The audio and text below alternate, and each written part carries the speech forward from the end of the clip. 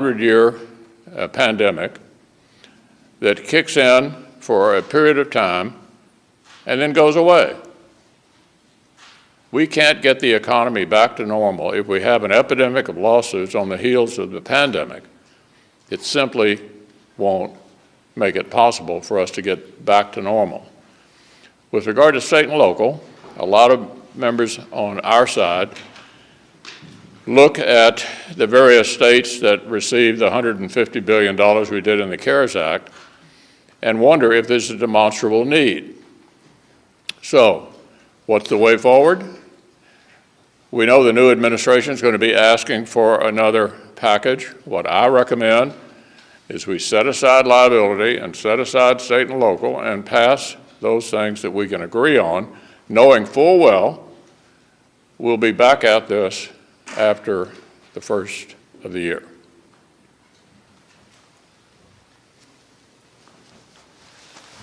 We, as the leader pointed out, have had a fairly consistent position among Republicans for some time, and that is that we need a targeted, fiscally responsible approach to coronavirus relief. And the Speaker, Pelosi, has said consistently up until this last week that they needed started out, I think, $3.4 trillion, then it was like $2.4 trillion, and now all of a sudden she's okay with a smaller package because they're going to address this next year. Like, where has this view been for the last 7 months when we've been trying, as the leader pointed out, to get those things across the finish line that we all agree with? And it is absolutely true that there are a series of things on which there's bipartisan agreement. Certainly liability protection, state and local, that's not the case. And I would argue, as he did, that there are lots of states around the country that are in a pretty good condition fiscally right now. Mine would be one of those. And there are a lot of our members who have big reservations about borrowing money to basically bail out a few states who maybe because of their own actions are in a bad fiscal situation. So I think the important thing here is that we focus on that range of issues on which there is broad agreement, and clearly that is money for vaccine, distribution of the vaccines, PPP, small businesses, people who are unemployed, extension of some of those programs, and I think we could get a deal and tie it into, let it ride on the year-end budget deal and do something really meaningful for the American people. One thing that I would argue needs to be on that is a provision that prevents states from taxing healthcare workers like doctors and nurses who go across state lines to provide their services. That is an act of goodwill. They shouldn't be faced with a surprise tax bill. And I think there ought to be a provision in this legislation that makes it clear that people like that, or people who are frankly working remotely and have tax consequences as a result of that, don't get hit with a big fat tax bill by some state. New York is a good case in point, and I would hope that we could get that done, and I think we can if Senator Schumer, who of course represents the state of New York, and I'd said the state of New York is one of the biggest culprits when it comes to taxing people who work mobily, if he would back down and allow this to be included in this package, it would be of immense help to not just those healthcare workers who are traveling across state lines to assist during the pandemic, but also a lot of other workers who are working remotely right now and are going to be faced with a big tax bill as a result of that. That shouldn't be allowed, and it should be part of this coronavirus relief bill that we move through the Congress. I would say on the issues that Senator Thune mentioned, vaccine distribution, continuing to fund the vaccine effort, businesses big and small, restaurants to airlines, PPP, unemployment that's about to run out, all of those efforts will be dramatically impacted if we act now. My view, expressed a week ago, and still my view, is that $900 billion right now will do more good than $2 trillion would do in April. If we have 3 or 4 tough months in front of us, all of those things I just mentioned are challenged during that period of time. If we mitigate the problems, we'll be a lot better off in the spring than if we just let the problems develop. And I think anybody who thinks if we let this moment pass that we'd have another bill before, say, late March, hasn't spent much time around this building. We need to do this. We need to do it now. We don't need to fight right now about what we can't agree on. We need to agree on what we can agree on and move forward. And it'll be some of the best money we spend if we spend it now rather than trying to recover from all of the things that we didn't stand up and be helpful about because the Congress couldn't figure out how to move forward with things we know need to be done and spend our time instead deciding, just like we've done on this issue up till now, that, well, we'd rather not have anything if we can't get everything. Finally, the other side has said, well, maybe it's not $2.5 trillion, maybe it's not $3.5 trillion, maybe it's less than $1 trillion, but it's pretty darn late in the day to figure out that $1 trillion you can get is better than $3 trillion that you can't get.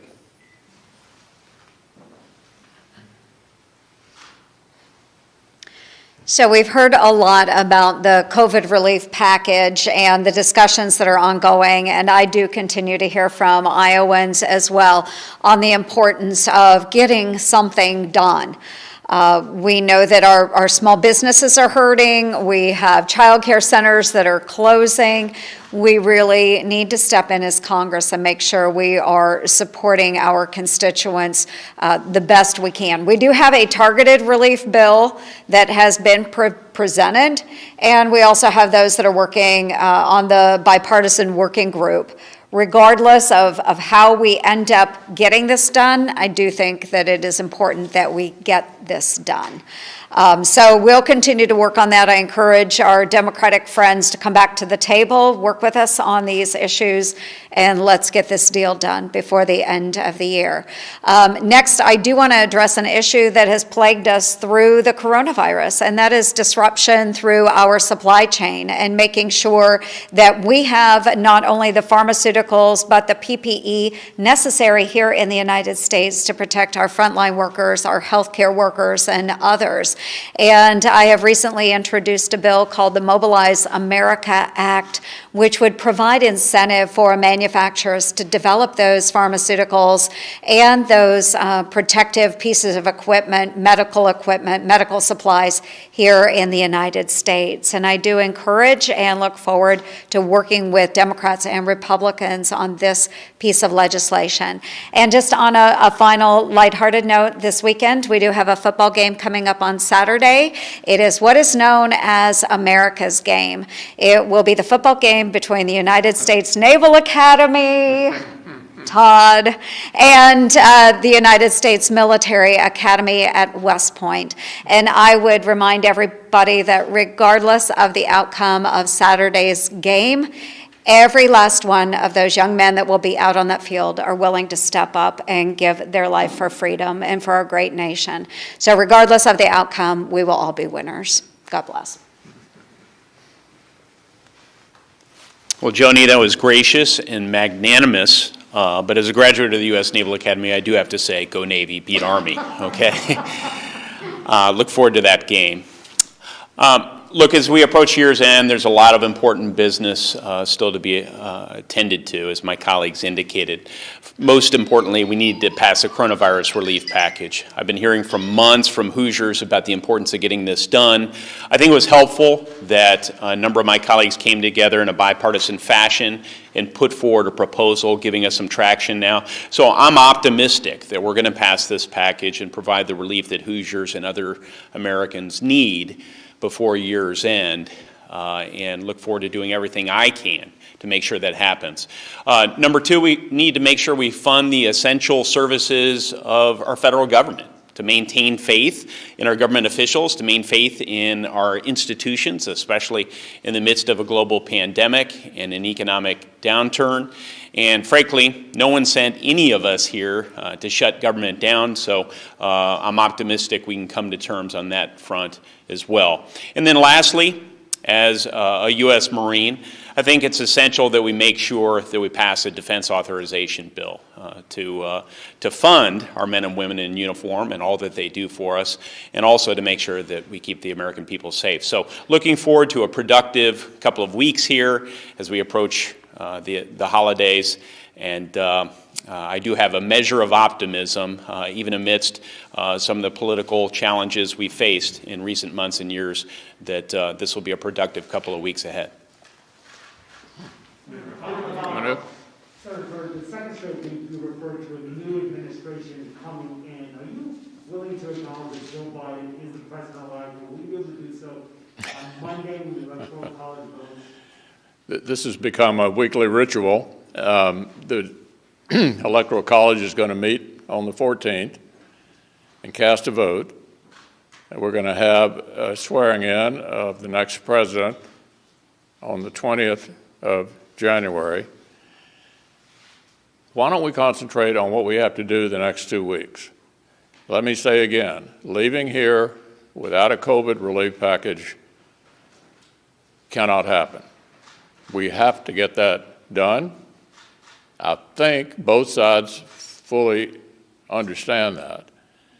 We also are going to continue to confirm people on the executive calendar, both to essential agencies or commissions like the Federal Election Commission tomorrow, the FCC, and some remaining federal district judges. So I want to concentrate on the next 2 weeks, and the period beyond that will take care of itself. So yeah. On those next 2 weeks, I just want to clarify something you said earlier. You've been talking about the importance of the liability protection since July, I think. Mm-hmm. If that's not something that can be broadly agreed to in the next 2 weeks, would you put a COVID relief bill on the floor that does not have that in it?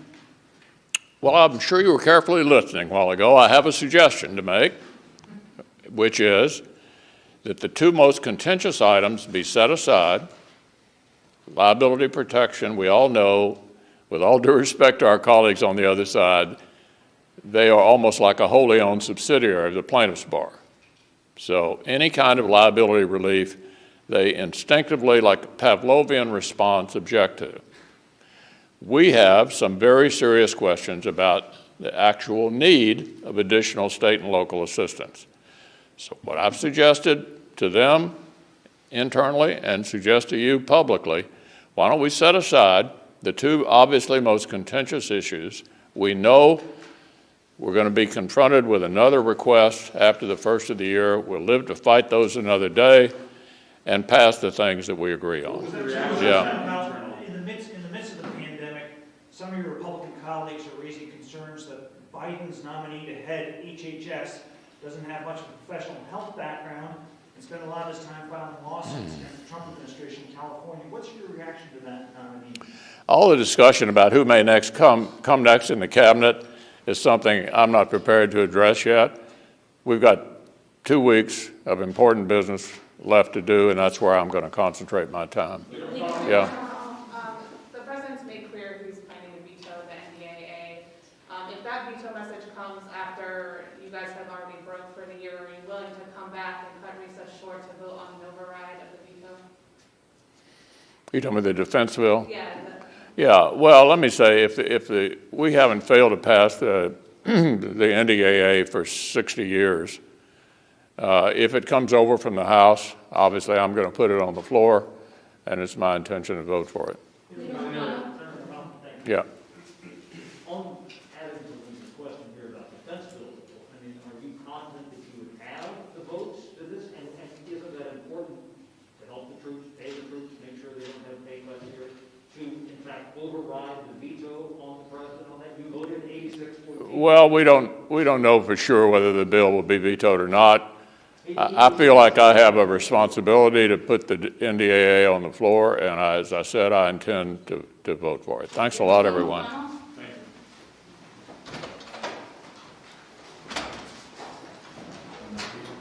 Good percent. You open the door.